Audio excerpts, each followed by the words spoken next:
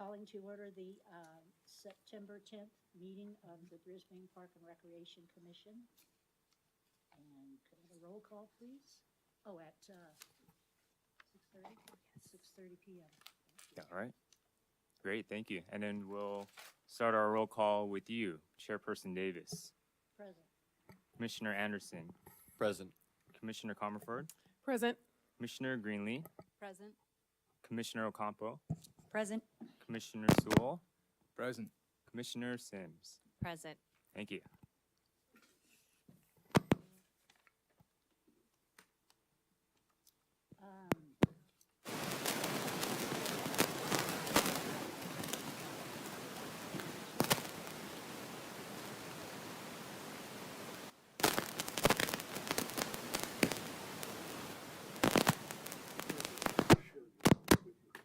Oh, okay. That one's. Connection issue. Okay.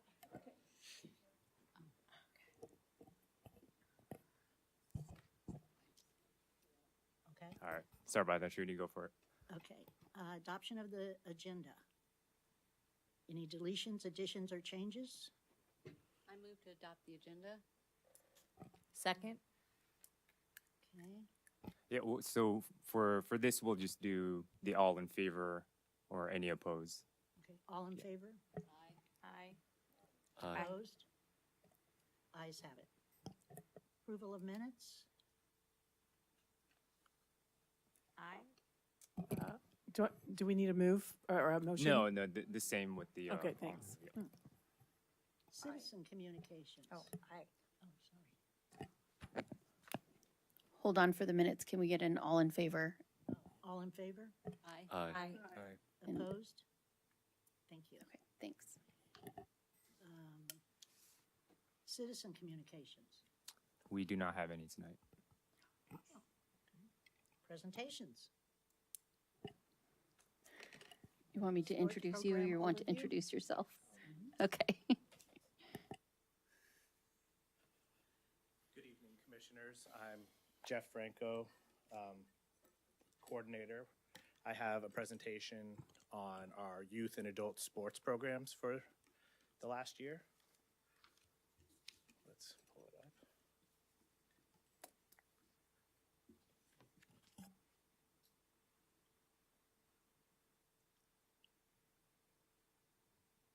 And then you can go to the next slide. Okay, so this presentation is going to be about our youth sports, so middle school and elementary school sports, and as well as our adult sports. So I'll go in chronological order from the school year. So since we just started the school year, our first sport will be middle school volleyball.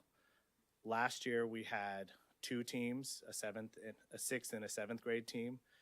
This year we have an additional team, so we'll have a sixth grade team, seventh and eighth grade team.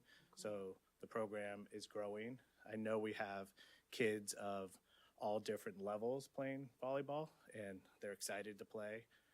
They play probably for middle school sports. We're in a league, the NCRL, North County Recreational League, where our Brisbane kids play with kids from Hillsborough, Burlingame, Millbrae, San Bruno, and South San Francisco.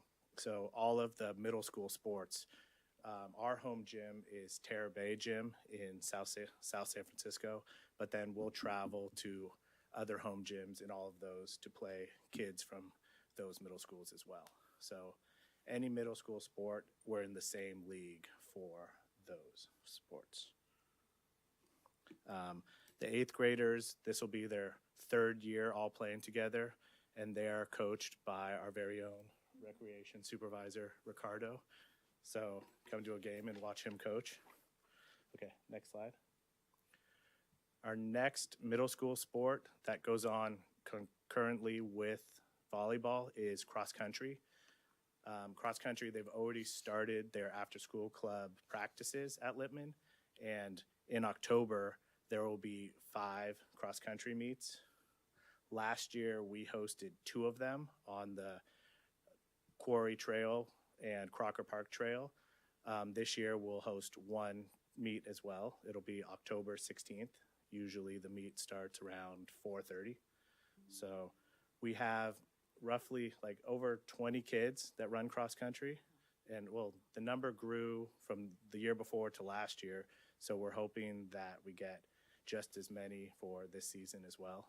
And in the cross country meets, we have from all those different schools from the NCRL, there was probably over 200 kids that ran cross country meet here in Brisbane. So we have heats by 8 grade level, so 6th grade, 7th, and 8th. But probably over 200 kids were here to do the meets here in Brisbane. Who won the girls' 8th grade? Just want to. Do you have the answer to that question? My daughter. Congratulations. A plug. We can move on.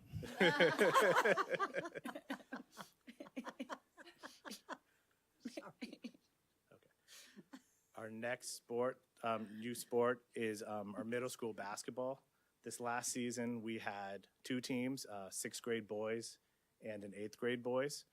The 6th grade boys is the bottom middle picture. The top 2 pictures are the 8th grade boys. They won the championship this year. Wow. So the first They're picture is killing it. them with their trophy, with their medals right after the game. And then they were honored at a city council meeting with trophies. That's the middle top picture. So congratulations to them. The picture on the far, I'm going to say right, where there's number 18 shooting a 3. That's from the All-Star game. So 8th grade this year, well, was it 8th grade or was it all grades? I think just 8th grade. We had 3 different All-Star games as well as a 3-point shooting contest for the NCRL. So this happened maybe 15 years ago, but we brought it back for this year. So coaches from other teams selected players from other cities. So we had, I think, 2 kids selected for the All-Star game, and then one of our kids was selected for the 3-point competition as well this year. No girls? We didn't have a girls team this year. We had a girls team last year. It was a 6th grade team, so they didn't play for 7th grade. So we're hoping to bring the girls basketball team back for this upcoming season. So, Jovi. We also have elementary basketball, which for elementary school, we play in a league with Millbrae and San Bruno. And most of the games are either in Millbrae or San Bruno. We had 1 2nd, 3rd grade team and then 2 4th grade teams this year. So we're hoping for the same numbers this year. Usually the elementary school and then 6th grade is after the 7th and 8th grade basketball season. So usually the January, February is when their season starts. But it's fun to watch. This year, well, 2 years ago, they played half court, so they were running back and forth, and it was very fast paced. This year, they changed the rule where they play full court. Wow. So these little kids, and it's still 10-foot hoops. They're running back and forth, and they make quite a few shots. So it's very impressive to watch them. Cute. Then we have baseball season. After that, for Little League, we play in the South San Francisco Little League Association. So we had 2 teams this past year, a T-ball team, the Brisbane Bears. In the past, they've been the Brisbane Stars. So there's a picture of them from opening day and then one of their games. And then we also had next slide, a 10U team this year, 10 and under, the Brisbane Yard Goats. Go Yard Goats. The players I love them. designed their own jerseys this year. The Yard Goats are a minor league affiliated team, but those jerseys are custom just to Brisbane. But they did well. They made the playoffs in this year. I think they won like 1 or 2 of their playoff games, but in the past years they've won championships, but this year we just ended in the playoffs. This upcoming season for baseball, we'll have we're hoping to have a T-ball team again, and then probably maybe a 10U team, but we have a lot of younger players, so probably an 8U team as well as a T-ball team. But we'll see what numbers look like. Then we go back to middle school sports. In May, we have track, and we have probably 25 to 30 middle schoolers that run track. And this is in the same league with the NCRL. So last year, in the years past, all the meets have been at one high school track. Last year, they were at multiple tracks. So for consistency, we'd like to try to stick to one track, but it's just based where we get availability. But it was fun to travel around and go to different meets. And we run like the 100, the 200, 400, 800, and then the mile, a couple of the meets, as well as long jump. So the kids get quite a variety for track. Any And relay? there is a 4x100 relay as well. And all of us coordinators from the different cities, we run the track meet. So it's fun for the kids, but also fun for us supervisors as well to coordinate everything.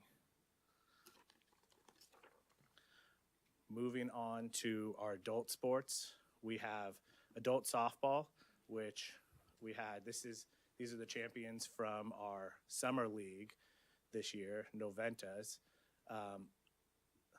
And then the picture above where it says adult sports, that's probably the best weather we had over the summer, where you could see the mountain.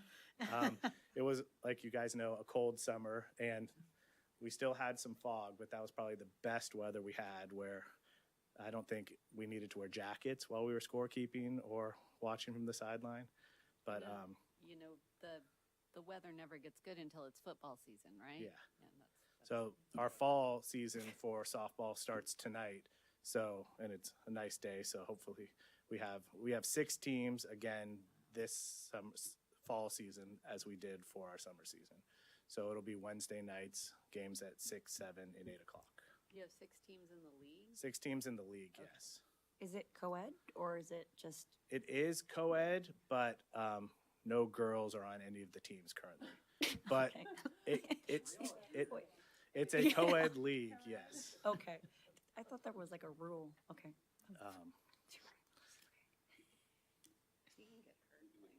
Yes.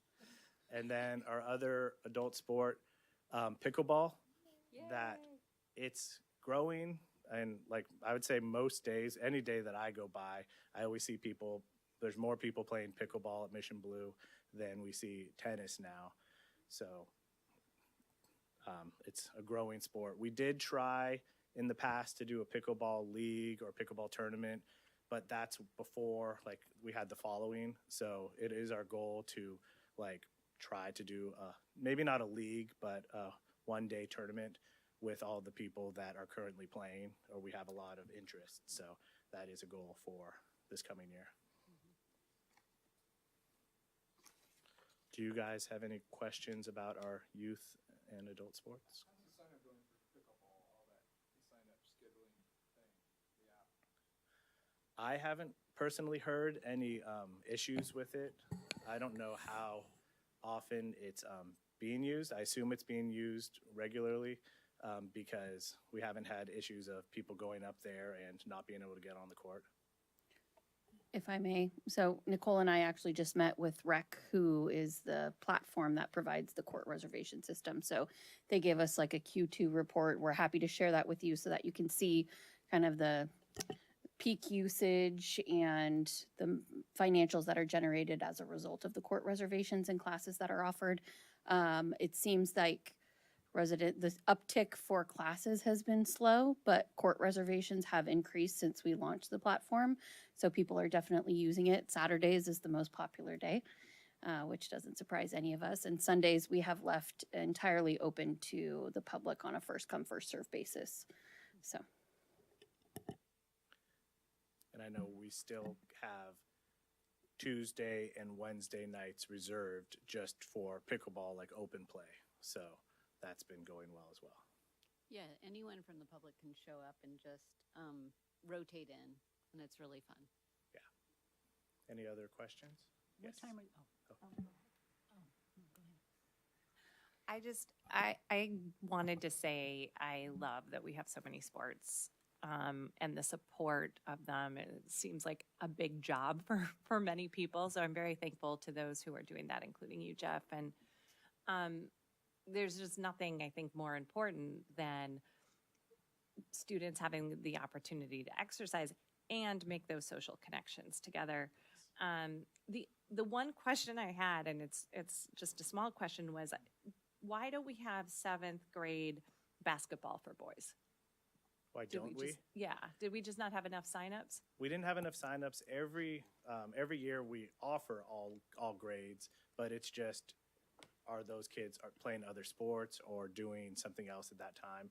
Every year we don't always fill the teams. If there's years that we have maybe 4 people or 3 people that want to play one of the sports when it's middle school, we have a collaboration with South San Francisco or San Bruno, like the close nearby cities, and say, can we team up with you guys and put our kids on your teams? Or if they have the same, they'll come over to one of our teams. But every so often, we just don't have a team for every grade level. Thank you. You're welcome. What time are the volleyball games? The volleyball games, they start at the end of this month. I think games are like 6 o'clock, 7 o'clock usually, timing. In Terra Bay? Yeah. Once the schedule comes out, I can share it with you guys. Yeah. Yeah. I used to play volleyball, so Yes. I'm interested in that. I'd just like to say that when my kid was growing up, way back when, in Byron's era, there was nothing like our, if you wanted to run track, they put out like a track team and there was no coach, and they didn't even practice, which sets your kids up for failure, So I drove my kid all the way to Woodside to run track with a little track team down there. And I did that 3 times a week, and it was hell. So I'm so happy that Brisbane is stepping up to provide this amazing program for our kids. I mean, all of these are just outstanding. Mostly, I think, because of the coaching. And I just got to say, a program is only as good as its coaches Yes. and its program. Then I saw the middle school kids running the hills today, and they didn't look tired and pissed off. They were like, yeah. I'm like, how many times are you running this hill? 11. 11 times you're running this hill. I mean, they're on it. Yeah, so I'm just really proud of our program. There's pretty much a year-round after-school running club at Lippman, so the kids can, if they choose to run cross-country, they can and do the meets, or if they choose to also do track and go to the meets. But there's an after-school club that's pretty much year-round where they can at least practice and get exercise and running. Awesome. Well, what I loved about, for at least my kid, with track and cross-country was that it's boys and girls together, and everybody's just competing against themselves. They support each other as a team, but everybody wants to make their personal best. So it's just such a great confidence building thing, and it's also really healthy to get the habit of running. So anyways. Well, to kind of reflect off of that, the Valkyries are so hot, and boys and girls are showing up. Do you do any field trips to games? And boy, it would be great to get the young girls down and see a game. We haven't yet, but that could be a possibility. I do know helping out in the summer camp this year, like when we had a sports themed week, and a lot of kids, boys and girls, were doing Valkyries themed like artwork. So that could be something that we look into. Any other? Just one comment, I think. You had mentioned that you, for the track meets, you like to stay, if you can, at the same track each meet, but aren't able to. I have to tell you, I think as a kid that ran years and years of track, the thing I loved going to different tracks. And so I would, I don't think that you should prioritize one or the other. If you can go to different tracks, I mean, it's just a great way you have to adopt to a new track. You got to figure out how to, there's just a lot of things you learn in new environments, even if it's something seems as simple as a track. Even the different surfaces make a difference. And I think it's just a nice adventure for the kids to be at a different place. So, yeah. I agree. Anything else? Yeah, growing up at the growing up in the same era as Sedge, Lisa's son, a year younger actually, I had the same experience. It was sort of, there was only a couple sports programs, and now it seems like each program has as many teams as we used to have. So it's great to see how much it's grown, and I'm really glad that the next generation of kids are having all of these different opportunities to do year-round sports. Yes, I agree. Oh, and quick question about like the coaching. Like, Yeah. are they all volunteer or is it just you and Ricardo? All outside of Ricardo coaching the 8th grade softball team now, no, volleyball team, all coaches are volunteer. Okay, Yes. great. Good to know. Good to know. Yes. Is there any like other items that our Park and Rec could help support? Equipment. I know we talked about this last year, equipment, and then like I know with the track and field, right? That was like a thing where it was hard to get like track time, or I guess like the pole vaulting thing was like also, isn't that part of like the whole activity? Wasn't Last that- year, 2 they did years that on ago, the we spot had or high something? jump, but Yes, yes. not, we didn't do pole vaulting. Oh, pole- But okay. and as far as equipment for the different sports, we have budgets, like our youth sports budget, to where some sports need more equipment than others, but we're always able to come through and get enough equipment for all of our teams and all of our participants. But yeah. And how does how do you compete with like the need for like gyms? Is it already like set for like Brisbane, like Terra Bay? Has there any been like issues? Just because all the sports are growing, right? And it's been Well, for practices, we work with the Littman, like Brisbane School District, to get gym time at Littman. And then as far as like our home gym, Terra Bay, when they make the schedules, like we get allocated time for games there to make it, because we share that gym with South City. So, but that's our home gym as well. So when they're making the schedules for all the sports, like we get allocation time there. And then transportation, are there any ever transportation issues for the kids, like after school or? I haven't heard of any to this time, but so Okay. like all the kids Yeah, show up to carpooling. all the sports, like, so carpooling. But yeah, Okay. at this time we haven't heard of any issues with transportation. How often do they practice? Depending on the sport, it could be 1 or 2 times a week. So usually sometimes right after school, sometimes just depending on when the coaches are available. So it could be, we've had practices as late as like 6:30 to 7:30 at the gym or on the baseball fields. So just varying based on when the volunteer coaches are available as well.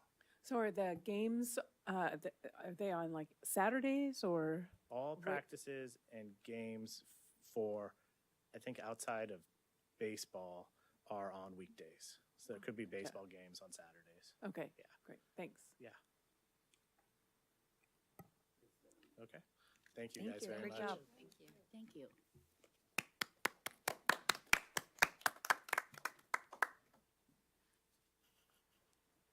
Okay, next, old business. Debrief the 2025 summer concert series. It is with a heavy heart when I say that summer is over. But this serves as your opportunity to recap this year's 2025 summer concert series and have a little bit of dialogue about what worked well, what didn't, any potential changes for next year's series. I know the weather wasn't super cooperative this year, which is outside of our control, but what? But this is your opportunity to just talk through how the series went from your perspective. I know staff really appreciated having the commissioners out at the events and having a presence at the event. I think that was wonderful. So with that, I will just open it up, and then staff can help fill in any gaps if there's questions or additional comments. So I was at the first and last concerts, and I don't know, I guess I thought the weather was perfect at those 2 concerts, so I must have missed the 2 middle ones that weren't so spectacular. But yeah, if we could have, especially the first one, it was just absolutely perfect. And I think the attendance at that one was enormous. So that was nice, though, and the music was great too. I think that if I recollect, that was the one where we had decided that we might try to collect money in a hat. And so I know Lisa and I went around for a little while and collected, I don't know how much we collected, but people were, once you got your spiel down to something short, people were happy to give. I think that was a good decision for us to do. If I remember right, since I was also, we made the decision at that first one to only collect on the first and the last. And then I was there at the last, and it just felt funny, honestly, to collect again, just because it felt like we'd already collected from people. And so we decided not to collect on the fourth one, I think is what ultimately happened. I actually think that's not a bad, I think that's a fairly good approach. Collecting once, we don't get input, we don't get donations from everybody, but we, if it's well attended like this one's was, it was, I think, a good idea to do, and people were happy to give and totally understood why we were asking. So anyway, I thought the bands that I got to hear were fantastic. So I'd take the weather that I experienced. I wouldn't. I went around and talked to people, just because that's what I do. And I saw a lot of people I knew, and most everybody said that they wish the concerts were later in the summer because of the weather in Brisbane. If you grew up here, you know you never plan anything in June outdoors. You never know what's going to happen. Everybody liked the bands. That last gal that sang, and now I can't think of her name. No, the one after that. Yes. She gave me her CD, and so I played it for my granddaughter over the phone, and she goes, "Send it to me, I love her." She did, and she started a little group up there to follow her, because my granddaughter loves music. She was in the band and everything. But the main thing was, one of the vendors, he said, "I'm not going to come back next year if you have it at the same time." And I went, "Oh, come on." But most of the people really liked it. The one thing I really liked was the Lions Club having the hot dogs. There's something about a hot dog outside that's not the same as being in your house. It's just something about it. But mainly it was, wish you could do it later in the summer, so I did, pass that on. But it was fun talking to people. You start meeting different people, like, "Oh, how long have you lived in Brisbane?" I said, "I don't want to tell you." I just don't want to tell you.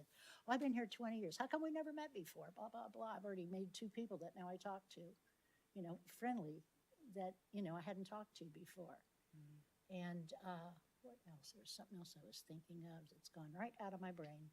It'll come back tonight at 3 o'clock in the morning. So moving on. Anybody else have anything to say? Well, just building on Trudy's feedback, I heard similarly that people would like to look at having the concert start later and end later. I also got some feedback that people prefer the evening concerts, and they thought the attendance was higher when there were evening shows. And again, I don't know how much of that is weather. And also, there's just so much going on summer days, right? So when a lot of the concerts were happening, I'm curious about, and I hate to even say this because I feel like we do a lot of surveys in this town, but I am curious if we surveyed folks what they would say, especially the folks who we know support and go to the concerts, if there's any way of tracking what their preferences are, because I'd like to explore that. Things that I thought were great, the music was great. The staff presence was also great, and giving away the swag. I love the videos that our intern recorded with different folks. So there was a lot, and it was just, it's kind of just a lovely way of appreciating music with everyone in the community. So I think there's more to talk about in terms of timing. And the final thing I'll say is, and I know this is something that comes up, I do think there's an opportunity to have a local band, but just one band, do one of the shows. And so I just wanted to plant that seed. It's funny because the people I talk to like the 2 afternoon ones, because some people don't want to go out at night. I heard both. Yeah. Yeah, and I guess I I just- hate the evenings. And I think I heard two different things. I heard time of day, but then I think I heard also time of year. Yes, both. Okay, thanks. Yeah, you did, you did. And the other I- thing was working with the kids. What was her name? I know, see, that just went out of my mind. She was so much fun, and the guys that were working the park, the Yak kids, they were so much fun. I just had so much fun with them. They kept coming over, and I go, "So what have you done now?" I picked up 3 pieces of trash. Okay, let me write that down. And they were just fun to work with, you know? They really were. And she was just adorable. I can't wait to see what happens to her in her life, you know? I really can't. So that was a good experience for me. I think that echo everything everyone said, and I'm going to ask how the finances went, and that might spur more conversation. But I love music. This town really, really came out. I think it's one of our better things that we offer every year. I heard more. It seems like we had fewer this year. We want more, but that might be reflected. It needs to be later in the season. So, other than that, it was awesome. Yeah, I had no trouble asking people for money. I had my little spiel down. And man, people saw me coming and they were digging their wallets out and $20 bills were flying. Somebody gave me a 50. I mean, people were very generous, and I think it was a great I think it's a great idea for direct support from people who are going. You know, they know they're there. They know they're having a great time. These bands cost money. They're not a big corporation, but they can give $20. And I think that was a brilliant idea. Do we have an accounting on how much we got in cash?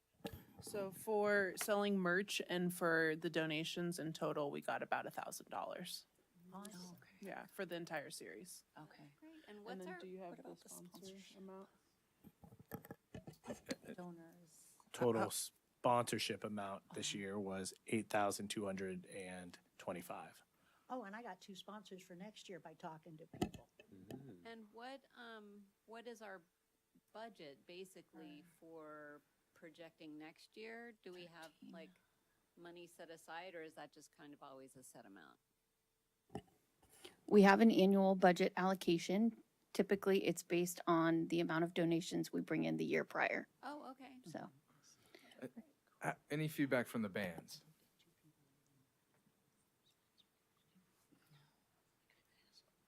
Yeah, who was the Dirty Cello? They loved the venue. They said, bring us back. They loved it. Pride and Joy always enjoys their experience.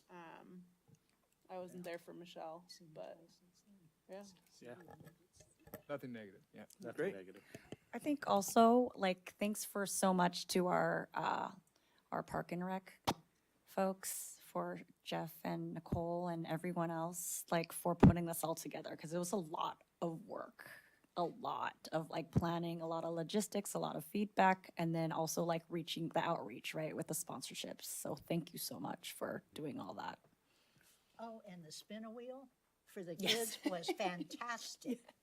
Oh, my God. And one little boy came up, and it was the 3rd time, and we kind of looked at each other, yeah, go ahead. And all he wanted was to get sunglasses for his friends. It was the sunglasses were great. I'm wearing a pair. They were great. But the spin-a-wheel, the kids just loved it, absolutely loved it. That was a good idea.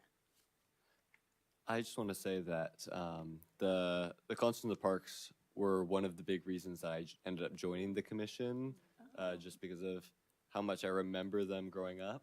And I know there has been a lot of discussion between Fridays and Sundays and time of day today.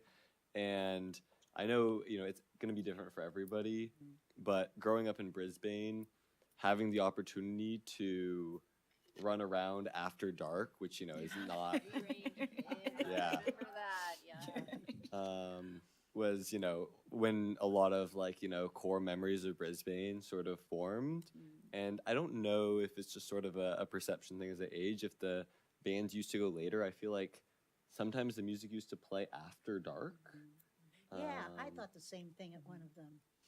and now it felt like it was still light out. And I don't know if that could just be a perception thing. So maybe people who have, weren't 7 when these things were happening, I'll have a finer memory. But that's just when we're deciding what days of the week, I just wanted to put that perspective out there because different demographics. We're going to hear different things. Because different demographics are going to have different preferences. But that's a big piece. And also hearing about the spin a wheel, would there be a world where we just put out like lawn games like croquet or twister, just like cornhole, just leave them there and figure it out? We had that for the Sunday events. The Okay. last one in particular, we had out the big Jenga and the Connect Nice. 4. It was just so darn windy that we like had them contained in a bucket. But yes, that was recommended for the Sunday one, so we brought those out. It felt more natural with those. Any complaints about the late music at all from the public? That's amazing. Yeah. No complaints. That's so awesome. And I thought the food was really good. I thought the variety was really good. I hope the vendors, I hope it was worth their time, because I know people picnic and people bring their own food, but I made a point of buying food because I want to support them. But there you go. Okay, anything else? Well done. No, I think. Yeah. And I think like the thing that when we go through like the subcommittees with concerts in the park, it's always the timing. It's always like we're always stuck. Should we do day? Should we do night? But then we hear the same feedback across the whole community. Like you have the half and half, right? So it's always hard. I think Julie, we've gone in circles about it, and it's tough. It's really tough. But other than that, that's the only thing I would say, right, as the feedback that we've been hearing a lot. So thank you. It works no matter what Yeah. we do, because it's We'll just make it music, work. and that Yes. which brings everybody together. Yeah. That's the way I feel. Okay, anything else on the summer concert series? It's so great. It's as I think Tom was saying, it's one of the best things we do. Just, I think more and later, I don't think we can do wrong. I don't think people are like going, oh, I went to concert in the park last week. It's too much now. I think. No. I don't think that's It's too much energy. one that people are going to get tired of. So I think we can try and for variety, but just doing what works is a lot of the times going to be the simplest path forward. Anyone else have any thoughts? Okay, moving on, new business, City Council Liaison meeting preparation. Okay, so every year, the City Council Liaisons for the Parks and Recreation Commission, along with the Parks and Recreation Commission Chair and Vice Chair, meet to make sure that the commission is in alignment with city goals. So at this time, the commission should discuss talking points for this meeting and provide direction to the chair and vice chair for that meeting. So there are specific topics you'd like to be discussed with the council to get clarity over the next year, or to formulate more of a formalized work plan. If there are certain things you want to share with them that you are working on, all of that should be kind of highlighted today for your chair and vice chair in preparation for that meeting. And we do anticipate that meeting will take place in the next couple of months. And then the chair and vice chair would come back and report out how that meeting went to the full commission. So that's Tom and I. Bring It the is. direction, people. Come on. Yeah. Well, I think, can I jump in real quick? I Yeah. think a big topic should be our foundation that we're trying to form and get the council on board with what we're trying to do and why we're trying to do it. Is your mic on? It should be on. Is it on? Yeah, I'm sorry, it wasn't close enough.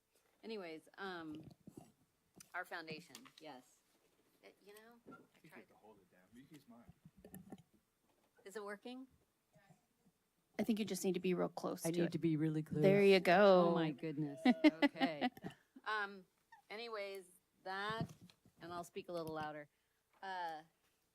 So our foundation, yeah, I don't know if the council knows about our foundation ideas and what we're trying to do and why we're trying to do it. Because my issue and interface with the city council is always about budget and us wanting to do something and not having any money to do it with. Yeah. So, And I will share that that did come up at the liaison meeting last year. okay. And so this is a great opportunity to provide an update and then kind of hear from them how they could support that moving forward. Great. So how do we do that if I don't know what the I can provide a bit of an update. So we now have a group of people who are interested in being like the leadership of this committee. Jessica Aloft is very involved.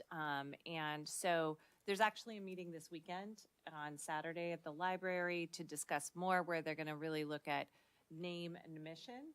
And the next step after that is to get incorporated. And we have Alan, who's a volunteer attorney, working on it. So there's some really good progress there. So what I would say is I think this is going to launch and get incorporated this year. And then it's a matter of figuring out how to bring people into the fold and identifying the projects that are kind of going to be first on the list. We did some brainstorming of different projects, but really refining so that we have a good pitch and we're all clear on what we want to fund first. Does that enough or more? Yes. for me? I need more. Yeah, ask. Okay. Or I can talk too. Yeah. I wanted to say that I think it might be important to talk about the next iteration of the website. I don't know if that's been talked about in front of this commission, but the city's about to move over to a new website.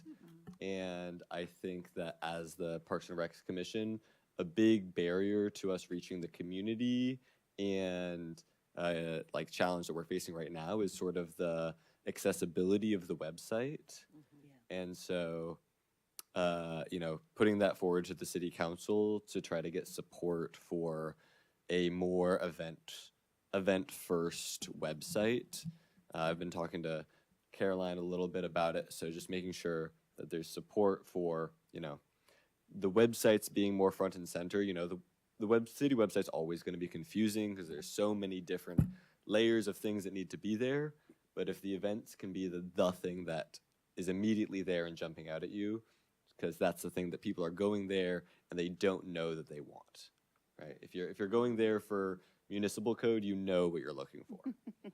But the events being a big focus is, I think, maybe not something that they're going to look for up front and could be worth bringing up in more detail. I think we also, of course, need to bring up our facilities. And the status of our facilities is always an issue, and always an issue with the city council. And I know they're doing the city and the city council are doing a lot of work on trying to figure out what to do with some of the buildings that we have and how to maintain them. And, we have a lot of exciting opportunities to use some of the facilities that are not being used and some of the programs that we could do if we had decent facilities.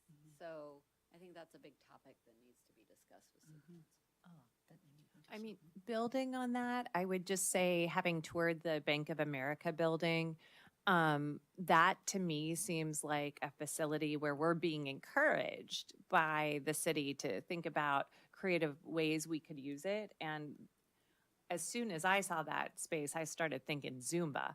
So, it could be any kind of exercise. I know we have that at Mission Blue, but getting their thoughts on how we could use that recreationally, I think would be a good thing to talk about. Quick question, Noreen. I think I missed this.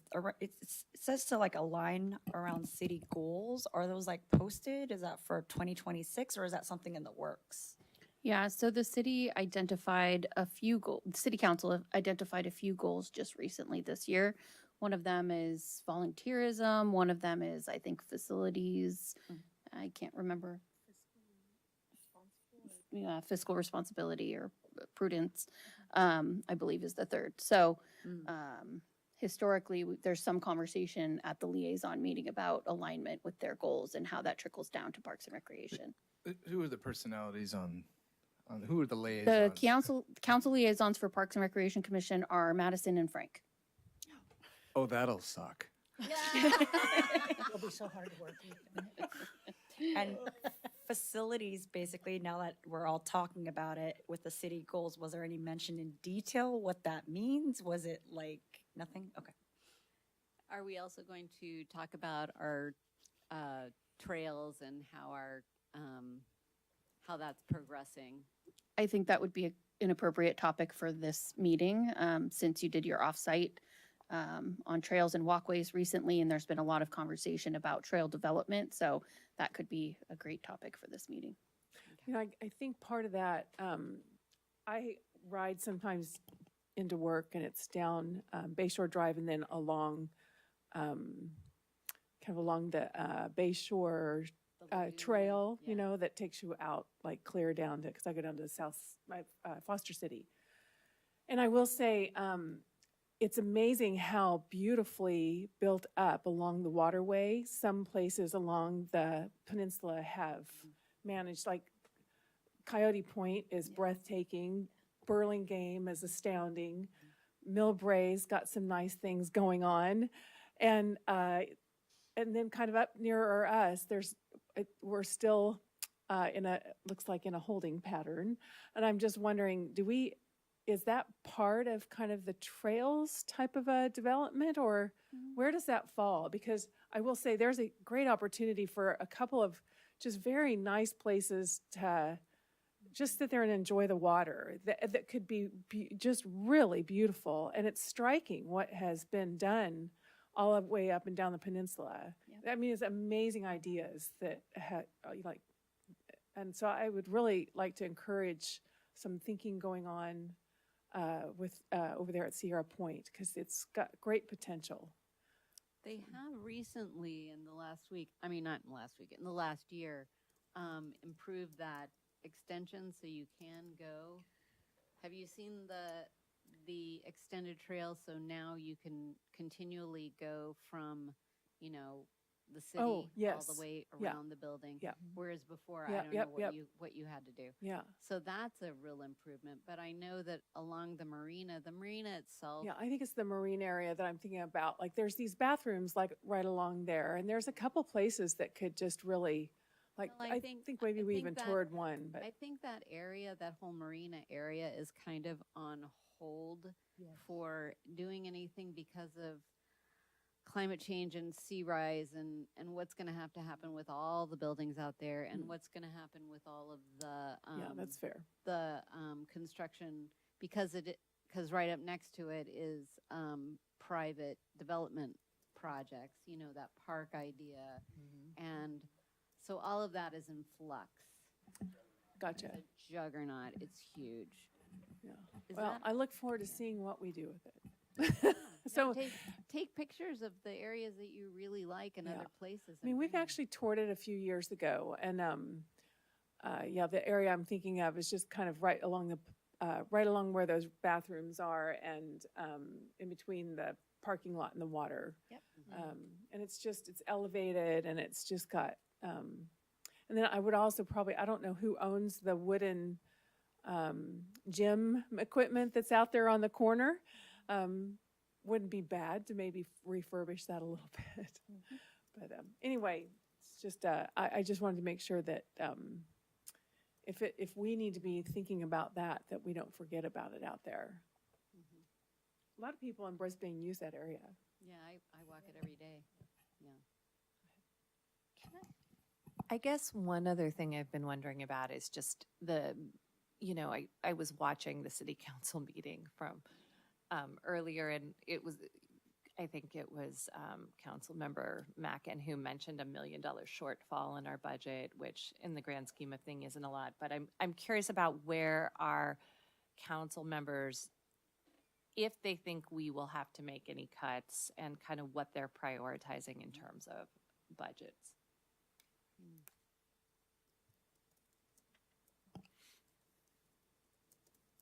Anyone else? All right. Okay, so I think I've captured that all, and I will set up a time to meet with you, Trudy, and you, Tom, prior to scheduling the liaison meeting to make sure that we have an outline for that meeting and that you feel well prepared. Can't wait.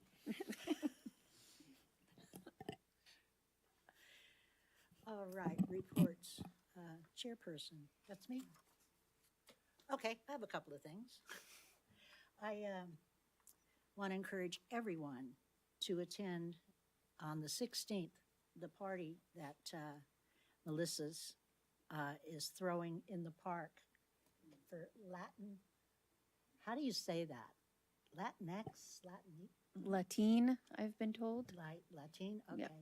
I have to get up to this because now that I found out I'm 17% Mexican, I went back to studying Spanish again. Okay, so I want everybody to encourage everyone to attend that. Another thing, I sat in on a idea committee meeting, and it's so funny because we all talk about benches. Everyone talked, trail committee, we talked about benches. City council, they talked about benches.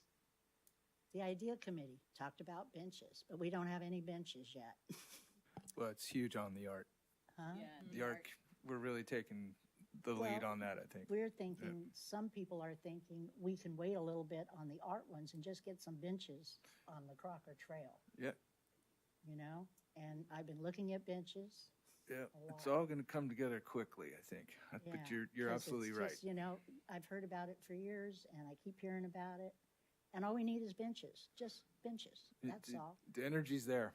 Okay, because I was talking to a friend of mine and I told the idea committee, I was talking to a friend of mine and, oh no, it was the trails committee. And I said, I asked her, why don't you walk with me? And she goes, because I just got over a broken ankle. I need to have a bench every so often to sit down in. I thought, so do I, you know? So that was the idea committee benches. And they also came up with the idea of the Latin Day in the park, which I think was wonderful. I just really like that. And what else? There was one other. Oh, what are we going to do about the community building? Are we ever going to use that for anything? There's currently no plan for it. If you want to include that in your conversation I with do. the liaisons, we can do that. Okay, thank you. And that's all I have.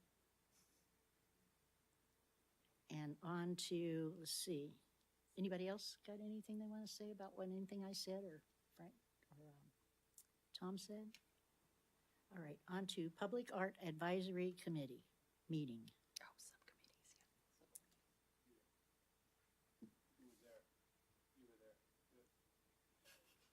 yeah. So, building on the bench conversation, we actually, Trudy, it's like a mind meld. I know. One of the conversations was, let's just get some benches Thank you. as quickly as possible in some areas that need them while we work on a kind of more, so there are two bench tracks, basically. There's the pragmatic, we need benches, and then there's the let's create some like really interesting artistic benches, and we're moving forward, I think, with all of it is the idea. So that was talked about. We discussed, what we wanted to do with Firth Park a little more, because that's an area that we're targeting to put out an RFP and get some artistic talent to kind of give us their vision. And it's actually an RFQ. So we're going to do, based on the Right. feedback we've had, just kind of have people give us their thoughts. So that happened. And it just really seems like there's a lot of momentum to start doing things, was my impression. So it was really nice to kind of move forward. The stairs obviously continue. That project continues. So a lot of momentum, a lot of action. I'm looking at, Tom, were you at that last one too? Or I Well, we know walked- Nicole was. Anything I'm missing? I think you captured most of it. The only other update I'll provide is that the revisions to the public art implementation guidelines are going to City Council for their approval at their meeting on the 18th. And so that kind of is a dovetail off of the master plan to make sure that there's continued alignment between the public art master plan and the implementation guidelines. You know, the one thing I walked away with the Firth Park study that's been bugging me, I want to put on the record, is there's no bathroom up there, and everyone's saying that they would use it so much more if there was a bathroom. That is such a gem spot that's just not being tapped into. If we're going to put money into that artwork invested into it, I think we should add that to our goal. Maybe it's something that we reach with our foundation, but something to think about, because it is a very special park and it should be used every weekend. So. It's got a great parking lot. And it's right at a trailhead too, which is really nice.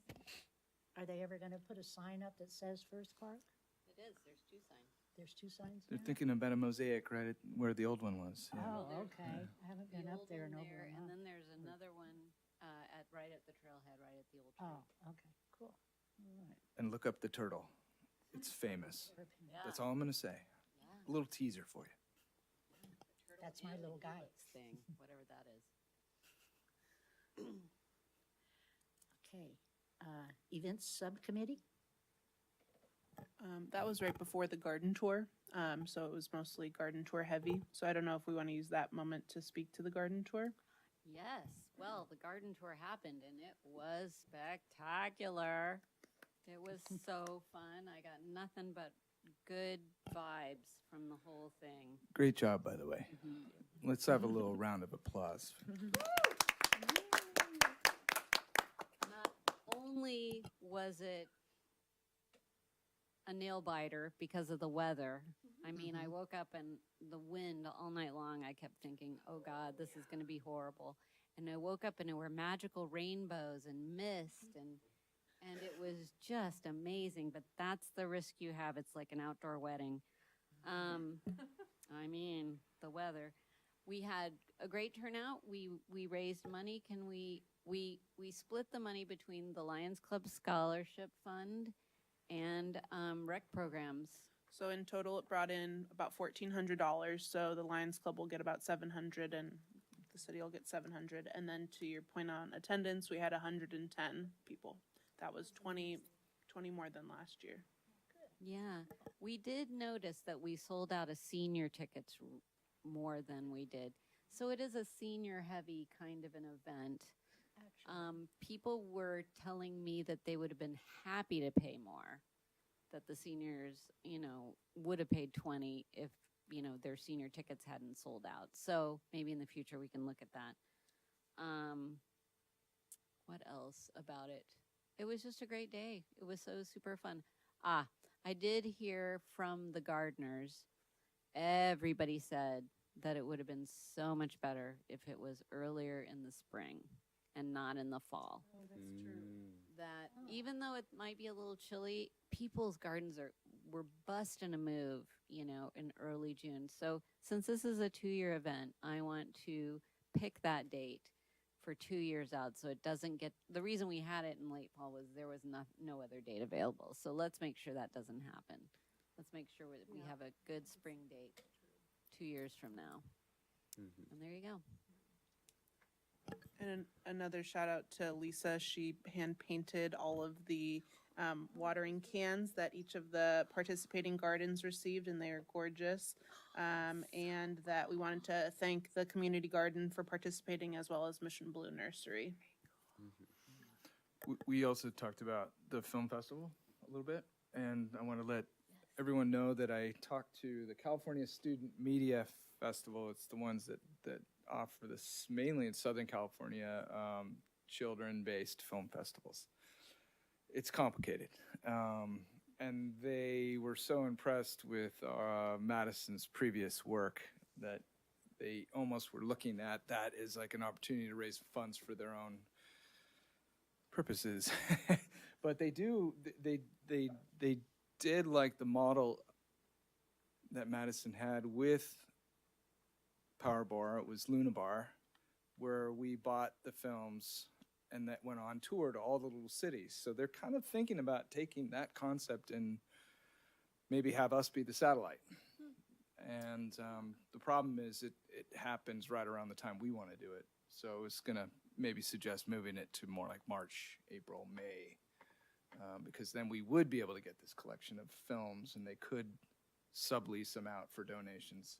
They are affiliated with PBS, which is interesting. PBS needs help. So working on it. But it will happen. And Madison, I checked in with her. That's the other thing I need to do. And she's 100% on board to try to support us. Copy and paste everything she knows. So.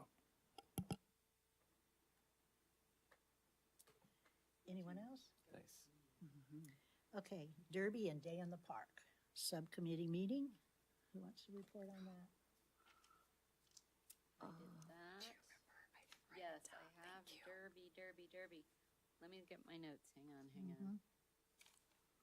are they? I know I have notes. Yes, Derby. Okay.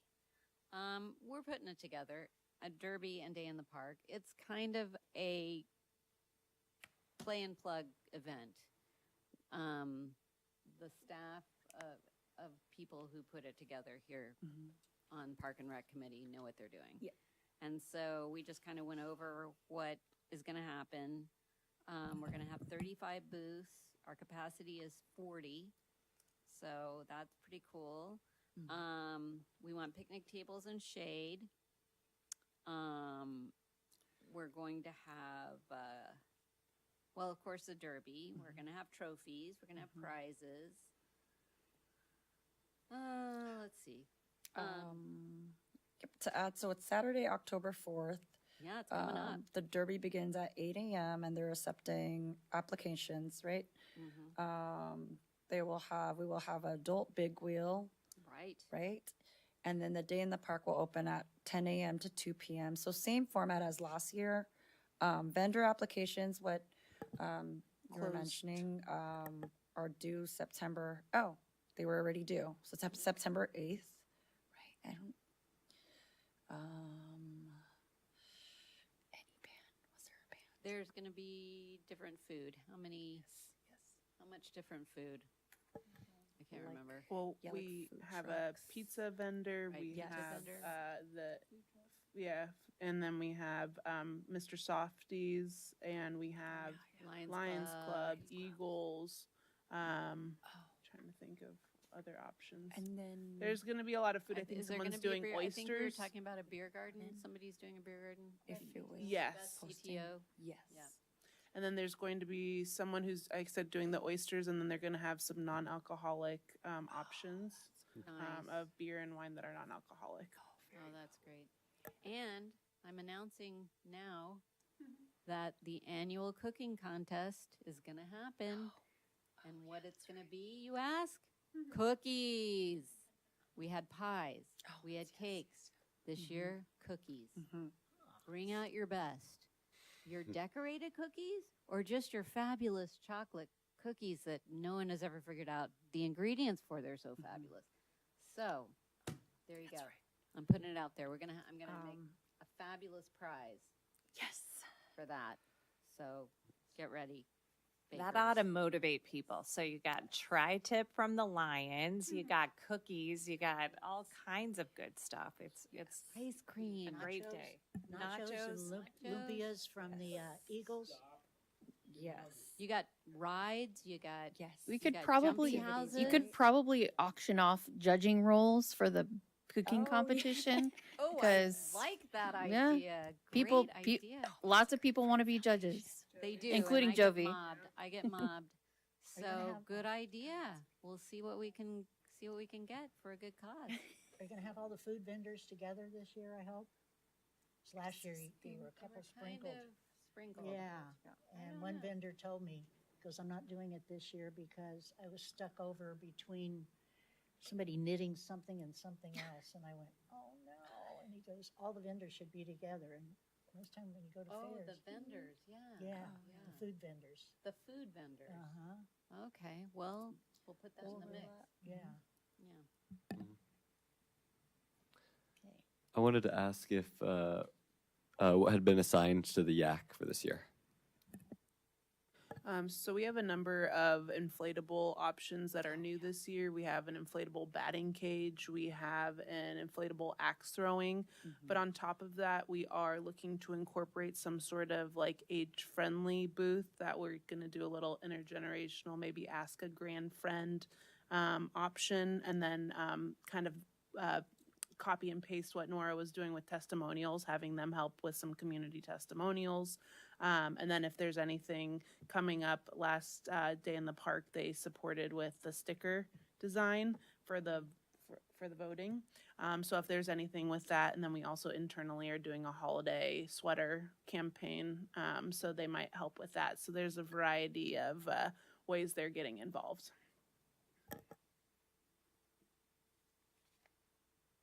Okay, anyone else? Okay, moving on. Trails Development Subcommittee meeting. You were there. No, Renee was there. Anyway, I have notes from Noreen. So we started with a couple citizens that came in to talk a little bit about considering e-bikes, I think, on Crocker Trail, and what it would take to have that be explored and whether or not it could be piloted. So that was a good portion of the first half of the meeting. I think the main thing was maybe running a trial time with it, having people adhere to lower rates of speed. I think Chris was one of the people who came to talk, and she encouraged that you restrict to a certain type of e-bike, and that the higher speed e-bikes maybe should still be not allowed. Also kind of encourage things like bells and just normal cycling etiquette, so that when you're coming up on somebody who's walking, make sure that they know that you're coming and on which side you'll be passing.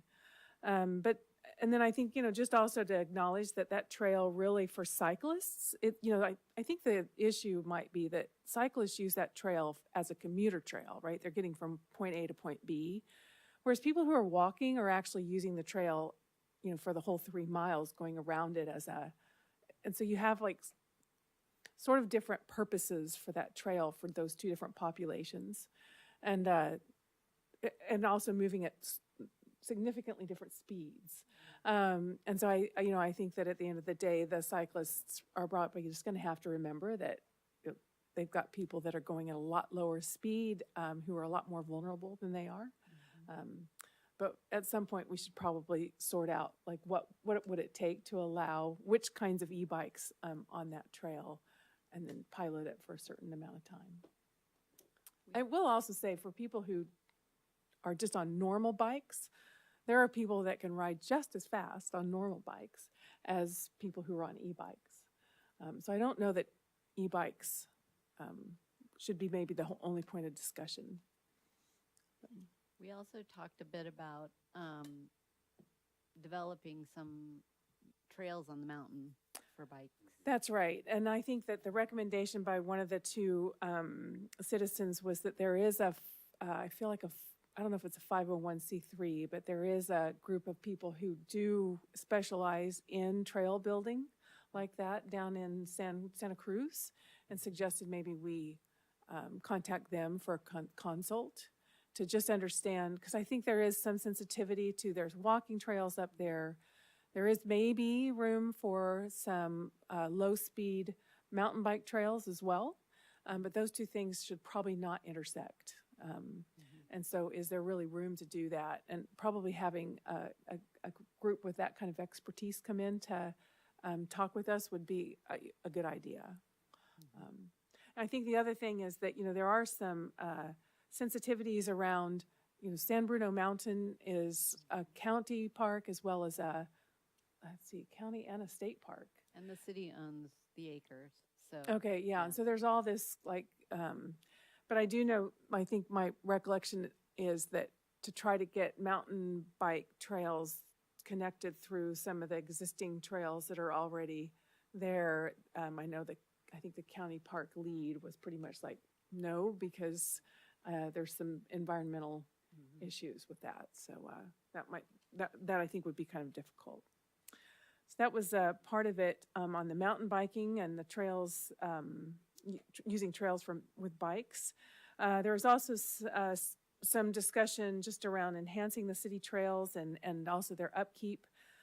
So there is some opportunity for volunteerism, just for maintaining trails around the city, and including native plantings, which we talked about in our tour, that I think is a great idea. We just need to kind of identify what low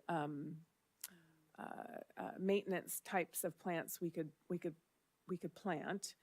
And then signage, I think a lot of people don't know where the different trails are and how to even get on them. And then, and of course, that ties in with accessibility. And then likewise, I think just even having signage on how difficult the trail is, so that people know, okay, I'm getting into a trail that's might rank a little bit steeper than what I'm expecting, would be something that we want to think about. And I think there's some trails where we need to think honestly whether or not they're really trails. And so some things are maybe just little coveys that people should might want to just leave them alone. And so some of the next steps is what I'm doing right now, reporting out to all of you. And then starting an inventory of the existing walkways and stairways around the town, identify locations that need landscaping improvements, which I do have pictures of some places, because there are a few places where it might not be bad to have a volunteer effort to clean up a few places around town that just need to be spiffied up without burdening our city employees to do that. And then ambassador criteria, what can and can't be done from a legal perspective with these trails. And then also set up some sort of a liaison across the different oversights of these different trails to make sure that everybody's talking with each other and well-informed. So that's it. I think there's probably other things, but time is of the essence. Can we hear a little bit more from the Parks and Rec city employees about the details of what was reviewed in terms of some of that liaisoning and volunteerism and stuff like that? It was just very preliminary conversations that those were areas we wish to explore further. And so continuing the conversation and identifying volunteer opportunities on trails and what that looks like, making sure that we're sorting through any of the legal obligations or ramifications, and then same with working directly with the Public Works team to identify maintenance and upkeep and kind of flesh out what that looks like. So very preliminary conversations. We anticipate that will continue. As Renee mentioned, we'll hold another subcommittee meeting where we potentially invite the stewards of the Santa Cruz Trails to come and talk with the subcommittee, but probably also representatives from the Public Works team that could come and speak to existing trail maintenance needs and go from there. Yeah, the only thing I would add was the idea of wayfinding and possibly some mapping. Even though some of our trails are unofficial, it would still be nice for people to know how to access them, because they are really beautiful on them. I remember, I feel like at some point there's a map of where all the benches are in town. There is. It's a Google map that you can access online, and it's interactive, so you can click on the location, see the bench. To me, maybe that's the place to also add where the trailheads are. And maybe if you want to have a little bit of information about the trails, tap on that and just have, this is a black trail, it's 2.1 miles long, etc. So I don't know if that.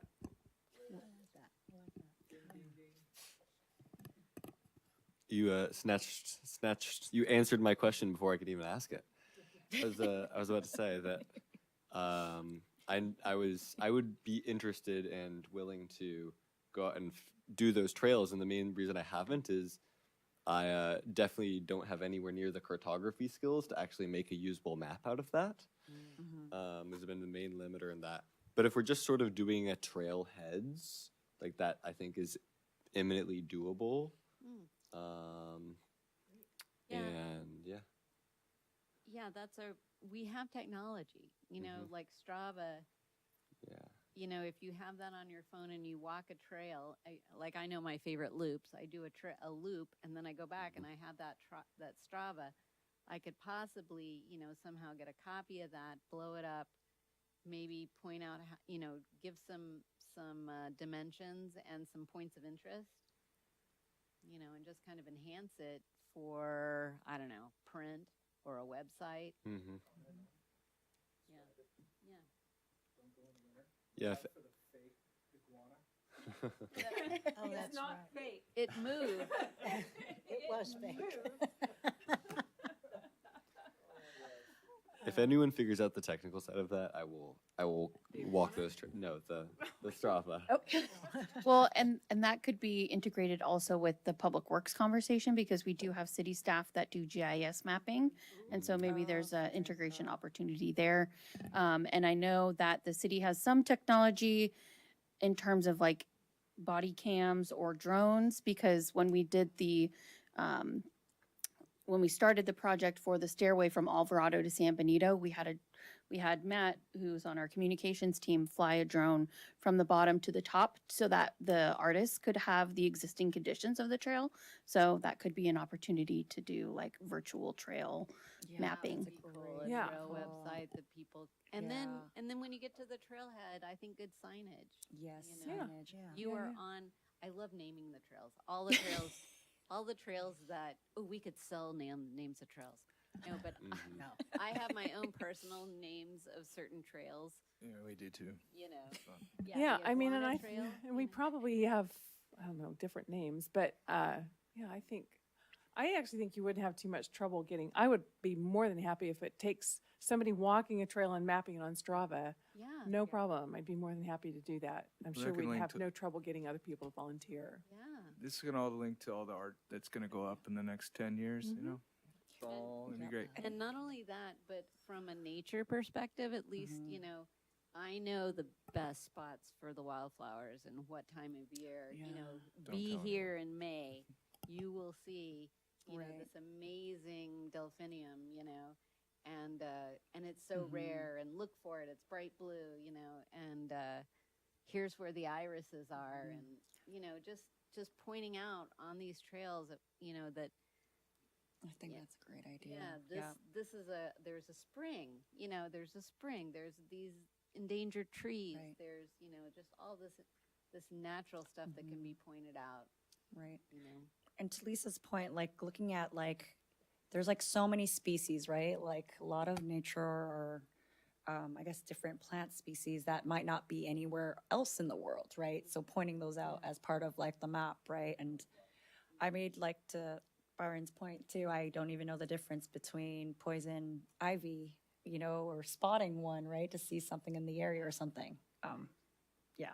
I know that. I do think this is a pretty novel part of Brisbane. Like if you think about the towns along the peninsula, our access to the San Bruno Mountain, and honestly, when the fog rolls over at the top, I mean, and the trails that we have access to, and then across on the north side of Guadalupe Parkway as well. I think this is actually a really kind of unique thing that Brisbane has that hardly any place else in the peninsula has. So if we can build on this, that'd be great. Also, we talked about volunteerism. And you had mentioned a place, Renee, you said was the armpit of Brisbane. And so I asked, did you find out if that's private property or public property? You mean the area between the post office and the quarry Yeah, trail and entrance? where that bench is, Yeah. you know what I'm. I looked at our map of city-owned property, and I think the majority of that is city-owned property, Oh, it is. not private So property. this is gonna be my weekend job. I'm gonna go over with clippers and loppers, and I'm gonna trim that back. I think the other place that's tough is, let's see, I'm trying to think of up the hill from the community garden where like the fig tree is, and I think that used to be maintained by a different volunteer who is no longer with us, and we need probably a new way to manage that area. I'm surprised that the people that live across the street don't do something.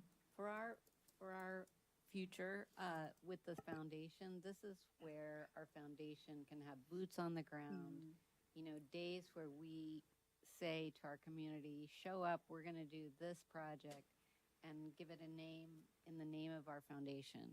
And that's how you get volunteers to take on things like this. That's how they used to do it, because Yeah. we didn't have a public works. So you Right, just there turned you out go. on your own. Another thing I found out that I was watching, I too watch the city council meetings. And I also watch open space and ecology. And there's somebody that's working on the Quarry Trail right now as a volunteer, cleaning it about once a week. And I thought, how interesting. Never knew that. I never see him, so he must keep different hours than me. But I found that interesting, and I will help you clear that because it bugs me. Every time I walk along the trail, I see that, and I'm like, ooh, that's it. Okay, so I just wanted to bring that up, that open space and ecology is also looking at helping Trails. with this. So, you know, instead of all these different groups all working separately, we need to work together. All right.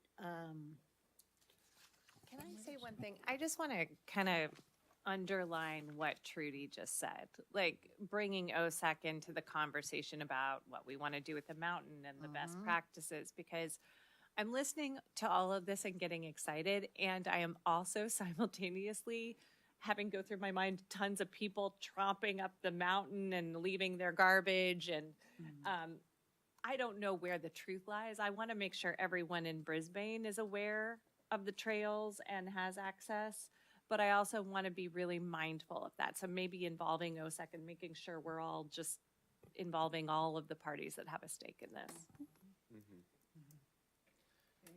While we're on the topic of the volunteerism, I think that was a big part of my questions earlier was, so for city property, can we just go out and trim things and like, It's easier to ask forgiveness than permission. okay, understood. In my motto. Noreen's just quiet. No You didn't hear comment. that, huh? No comment. All right.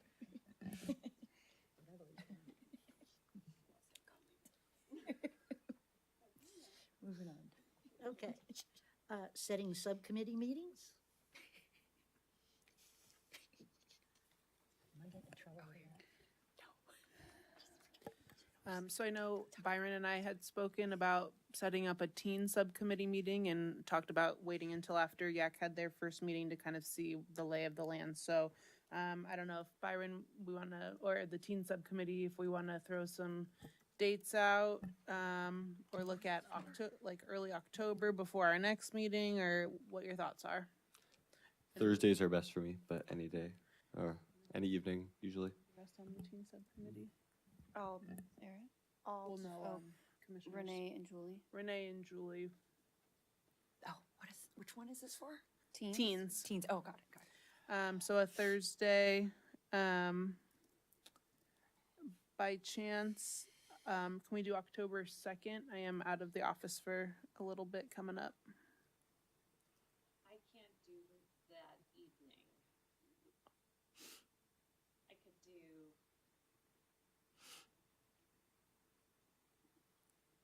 But in general, Thursday nights work, just that Thursday night. Did you say October 2nd? Yeah. Is it Tuesday?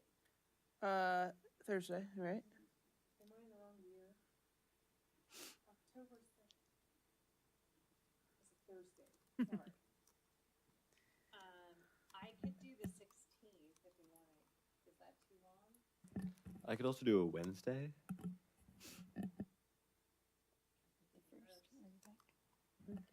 I could do the first.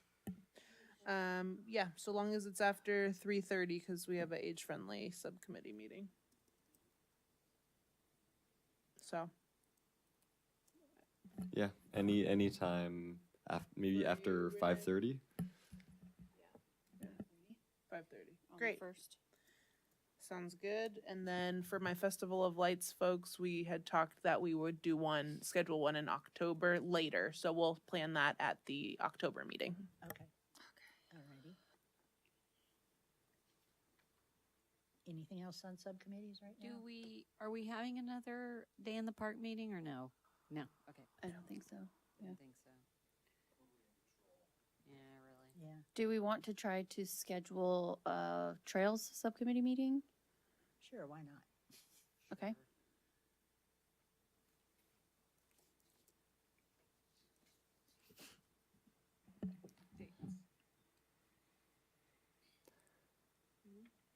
Pick a date, I'll be there. Dates? I'd also be interested in being more involved with the trails, whether that Oh, yeah. be hopping on or just supporting whatever activities happen there. I'd love to have you at the meeting. So right now it's Renee, Trudy, and Lisa. Come on and join us. I think last time I checked, when we had quorum, was it a violation for me to also come? If there's 4 of you, yes. Yeah. Okay. But you can come as a citizen, right? Can he come as a citizen? No. No, he can't? So we got Renee, we got Trudy, and we got me. You know what, Byron? I'd be okay with jumping off if you want to jump on. Or I could too, because I probably won't run next time, so, Okay. yeah, I'll just take my slot. If that's all right. Okay. Yeah.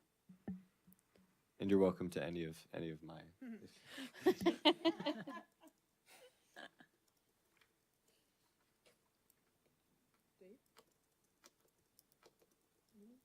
All right, any other subcommittee meetings we want to set right now? Oh, we need As to I say, I set think we that still need date. to set the time. Thursdays work best for me. Okay. How about, September. oh, September, okay. That would work for me.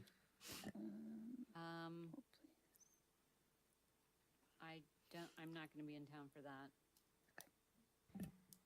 I've got something going on the 18th too, I can't remember what it is, but it's something. 25th. 25th, I'm here, yeah. Okay. 25th works. 25th? Anytime after like 4:30 works for me. Okay.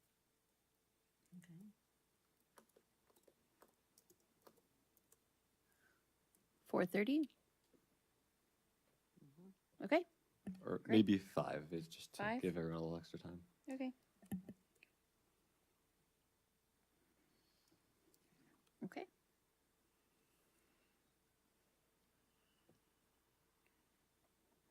You think that's it? That's it? Okay, commissioners? Anybody got anything they want to say? I do. I'd like to announce that the rock for the Federated Women's Club and for Jeannie Berman commemorating the painting of the fire plugs has now been placed in the city park. Thank you, Madison Davis. Thank you so much. It kind of got sent to the corporate yard, which is where we used to call it, where all things go to die, because things would just disappear. But it came back, missing a couple of chips, but who isn't? And it's there finally again. It's cool, cool. And I checked the Smithsonian on Monday, and we're still in the Smithsonian. So far we've made it. You know, they're going through it, so we're still there. That's cool. And staff, Oh, I had comments quickly. I don't know if this is necessarily the right forum, but I wanted to just bring something up potentially to put on a future. Is I mean, it's probably been raised, an idea been raised in the past, but is there any reason for the Parks and Rec Commission not to like host like block parties around Brisbane? Oh. Insurance.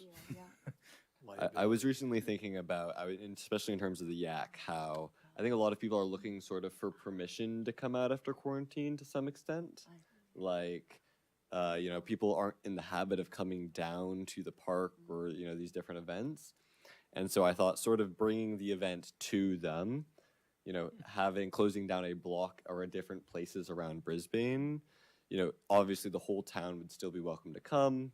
But, you know, if the event is right outside your front door, it's going to be harder to, you know, easier to join in on.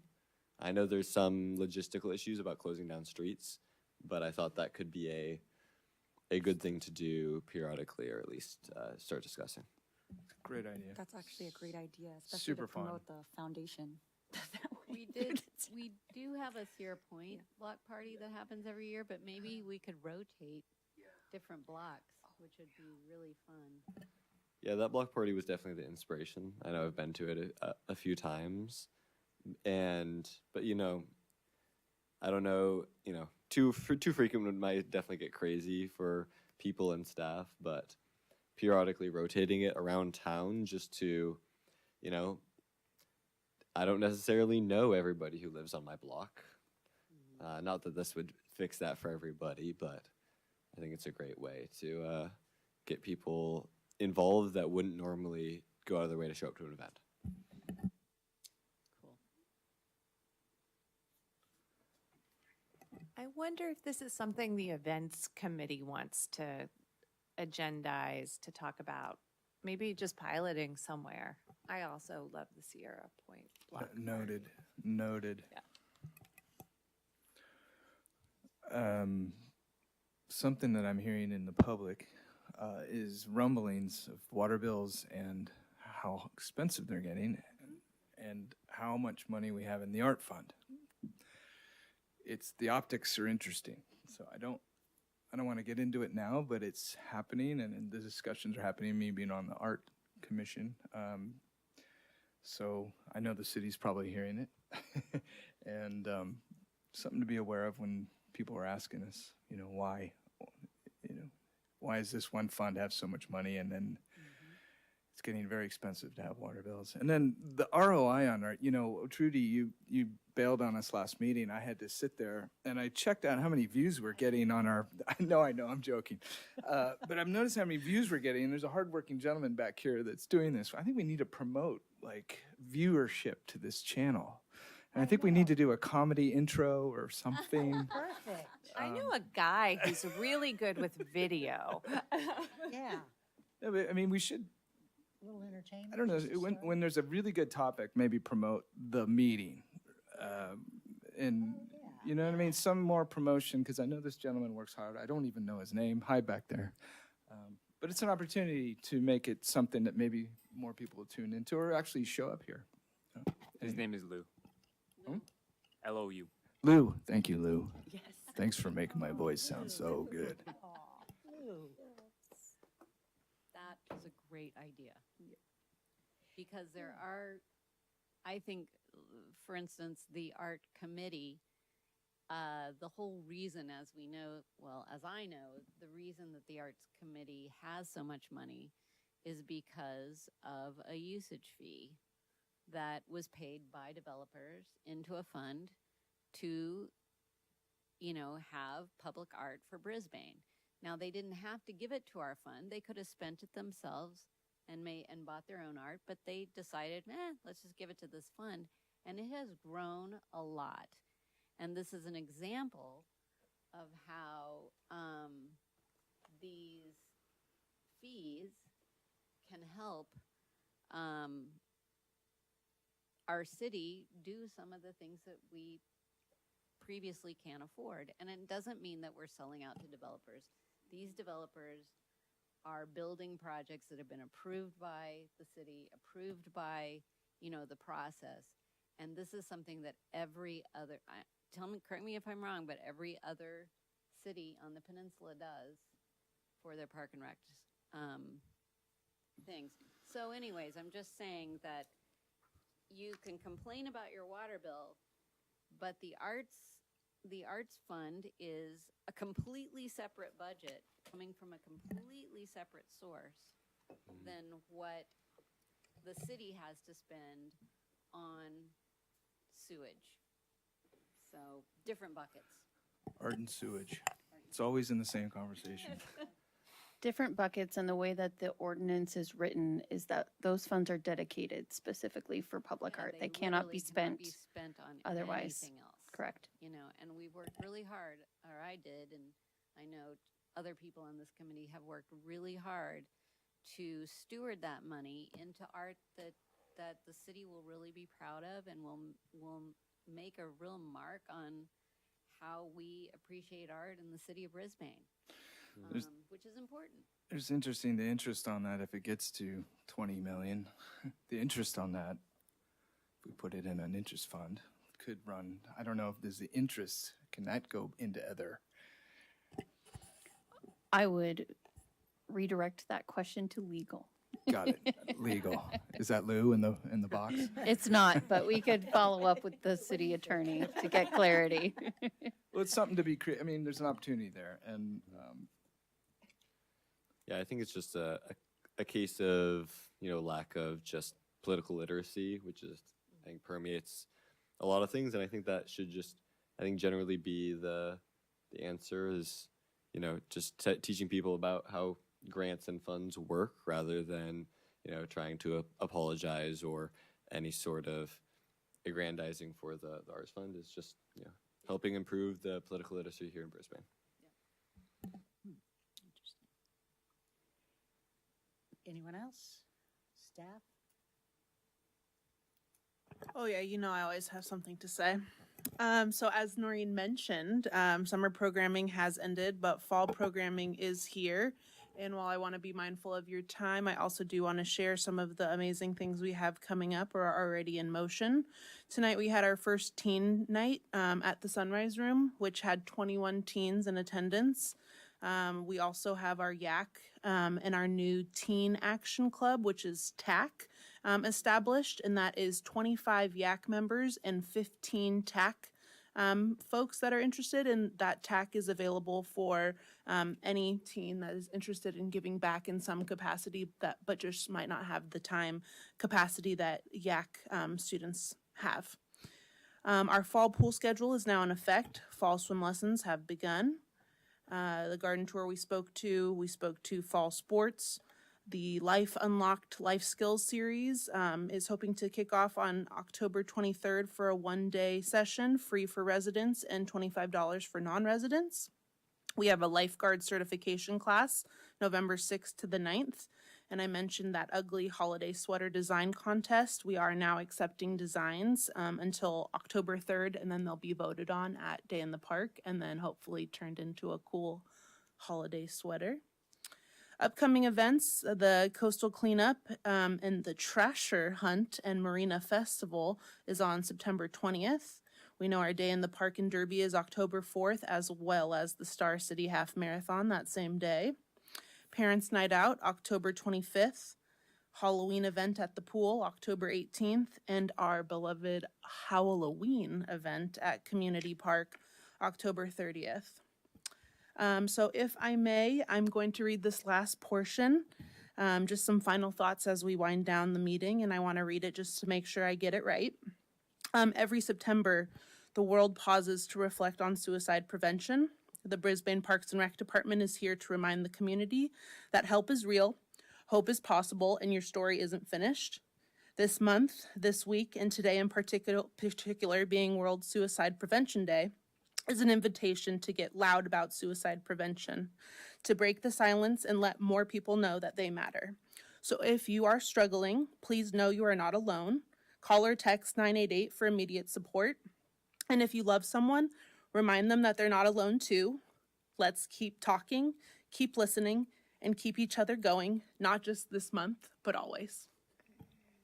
So if you'd like to be a part of a PSA that we're going to be putting together sometime next week, let me know, and I'd love to have you be a part of that. Okay. Nicole, PSA. All right. Anything else? Everybody said what they wanted to say? Shared their thoughts? And maybe it's a good time to, it's not quite a subcommittee, but to report out a little bit about the YAC stuff, since I know that happened off subcommittee a little bit, but the new YAC and the TAC was something that me and Sarah worked on. I met with Sarah and some of the seniors on the YAC to sort of establish like procedures and policies, sort of like a job or a place of employment, sort of more, explicit standards, both suggested by me and Sarah and getting feedback from the seniors on the committee. And that's also how we sort of broke them down into, or their next week or next meeting, they're breaking down into teams. Each team is sort of dedicated to a different event, and then they are getting the TAC members to be the boots on the ground. So it's sort of, we've had some experiences over the last year or two with the YAC having some, I guess it was unsatisfactory results after some of the members moved on. And so this is sort of a movement to try to get a little bit of a tighter leash back on them so that we can give them bigger tasks and responsibilities at events in the future. That's great. And no written communications? Right, nothing. Okay, so it down here.